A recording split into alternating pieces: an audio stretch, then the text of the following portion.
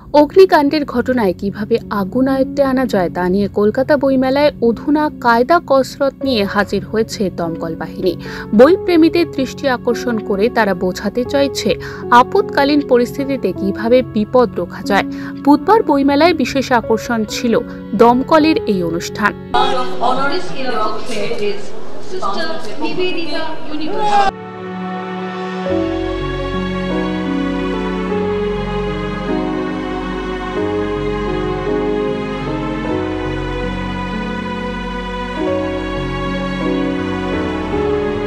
দমকল মন্ত্রী সুজিত বসু ও দমকলের ডিরেক্টর জেনারেল সঞ্জয় মুখার্জি ও অন্যান্য বিশেষ সদস্যরাও এই উদ্বোধনী অনুষ্ঠানে উপস্থিত ছিলেন।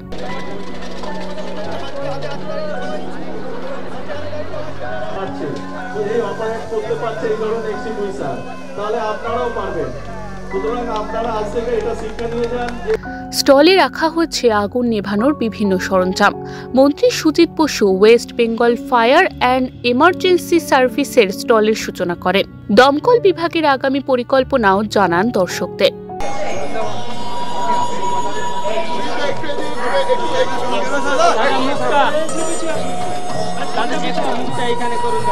পুলিশ যেমন ইম্পর্টেন্ট একটা বড় রোল পালন করে, তেমনি দমকলেরও কর্মীরা খুব ভালো একটা রোল তারা পালন করে। বিশেষ ক্ষেত্রে পুলিশ যদি 100 হয়, আমাদের 101 ডায়াল আছে আমাদের। এটা একটা খুব গুরুত্বপূর্ণ ডিপার্টমেন্ট। ওই জন্যে আমরা চাই, আমাদের বিশ্বাস যে মাননীয় মুখ্যমন্ত্রী তিনি, বিশেষ করে আমি এই ডিপার্টমেন্ট পাওয়ার পর ওনার কাছে যতবার এই ডিপার্টমেন্টের ভালোর জন্য বলেছি, উনি কোনোদিন সেটাকে না বলেননি। উনি সবসময় সেটাকে চেষ্টা করেছেন যে ডিপার্টমেন্টটা কী করে ভালো চলতে পারে। স্বাধীনতার পর থেকে 2011 সাল অবধি আমাদের রাজ্যে ফায়ার স্টেশন ছিল 109টা। আজকে শুনলে খুশি হবে, আজকে আমাদের ফায়ার স্টেশন আজ অবধি 165টা ফায়ার স্টেশন আমরা 200 টার্গেটে চলছি। কিছুদিনের মধ্যে এই বছরে পূর্ব বর্ধমানের দাঁইহাটাটা আমরা শেষ করব। তার সাথে সাথে কালীঘাটে যারা পুজো দিতে যান, দেখবেন কালীঘাট মন্দিরে আগে একটা Kalighat fire station, Tollygunge fire station, এই দুটো অনেক পুরনো ফায়ার স্টেশন ছিল। আমি দিদিকে বলেছিলাম যে কালীঘাটটাকে আমরা সংস্কার করতে চাই। দিদি বলল করো। পাশে টলিগঞ্জ ফায়ার স্টেশন আমরা দুটো সংস্কার করছি, দুটোই আমরা এই বছরে সমাপ্ত করব। আমরা মনে করি আমাদের এই অর্থবর্ষের মধ্যে আমতলা, শিলদা, তারাপীঠ, কারণ তারাপীঠে আমি দেখেছি প্রচুর হোটেল হয়েছে। কিছুদিন আগে আমি গেছিলাম, ওদের সাথে কথাও বলেছি ডিপার্টমেন্টের সাথে। তোমাদের এত হোটেল হয়েছে, আমাদের রামপুরহাটের ফায়ার স্টেশন আছে, আমরা একটা তড়িঘড়ি আমি একটা ওখানে টেম্পোরারি ফায়ার স্টেশন করে দিয়েছি। ডিজি সঞ্জয় মুখার্জি স্টলের মঞ্চ থেকে জানালেন হঠাৎ বাড়িতে আগুন লেগে গেলে কি করণীয়, দিলেন হেল্পলাইন নাম্বারও। যাতে আপনাদের বাড়িতে আগুন না লাগে, আর লাগলে কি করতে হয়। প্রথমেই মনে রাখবেন যে যদি বাড়িতে আগুন লাগে, আপনাদের ডায়াল করা উচিত 101 সেটা যদি কোনো কারণে না পান, আমাদের 24 ঘন্টার কন্ট্রোল রুম হলো 22276666। তাহলে এই ফায়ারের ডুজ অ্যান্ড ডোন্টস কি আমি একের পর এক বলে যাচ্ছি। বাড়ির প্লাগ পয়েন্টে, কোনো একটা প্লাগ পয়েন্টে 3-4টে ইলেকট্রিক্যাল বা ইলেকট্রনিক যন্ত্র লাগাবেন না। একটা প্লাগ পয়েন্টে একটা জিনিস। সেকেন্ড, বাড়িতে যে তার ব্যবহার করবেন সেটা যেন FRLS তার হয়, যার ব্যাখ্যা হলো ফায়ার রেজিস্ট্যান্ট লো স্মোক। তাহলে আগুন লাগলেও তারটা চট করে আগুন ধরবে না আর ধোঁয়া বেরোবে না। মনে রাখবেন যে যেখানে তার জয়েন হচ্ছে সেই জয়েনের জায়গাটা গরম হয়ে যায় আর আগুন লাগতে পারে। তারের জয়েনের জায়গা নিয়ে আপনারা কেয়ারফুল থাকবেন, আর জয়েনের চারিপাশে টেপ লাগিয়ে দেবেন। আপনাদের বাড়িতে ফিউজ থাকবে, MCB থাকবে। লোড যেটা সঠিক সেই মতনই MCB লাগাবেন, লোড ফিউজ লাগাবেন, ইচ্ছে করে কিন্তু কম বেশি করবেন না।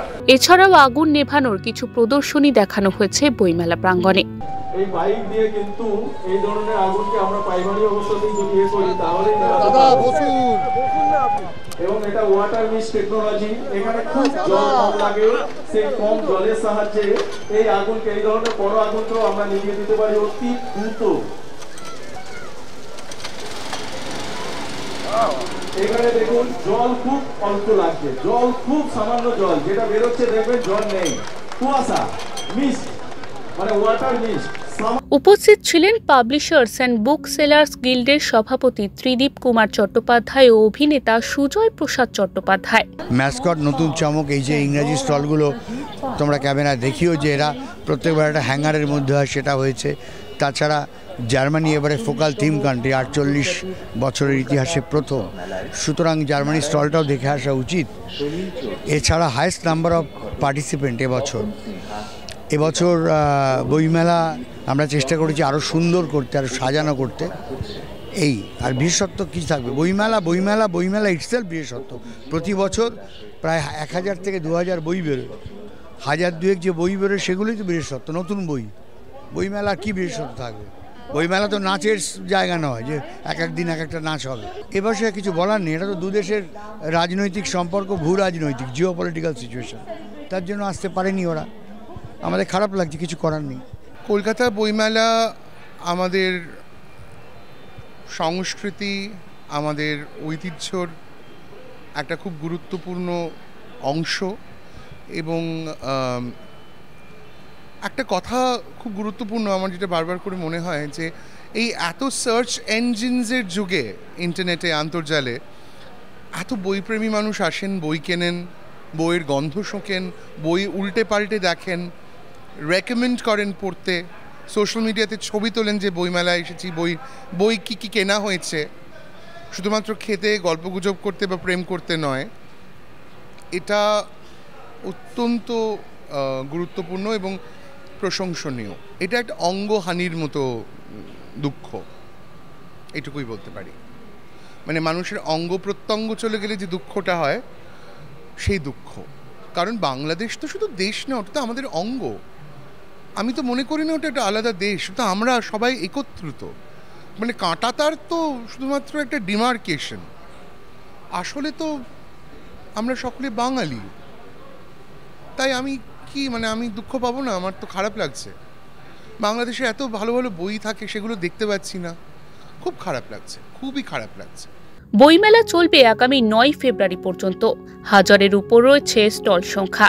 ইতিমধ্যেই বই প্রেমীরা ভিড় জমাচ্ছেন বইমেলা প্রাঙ্গণে।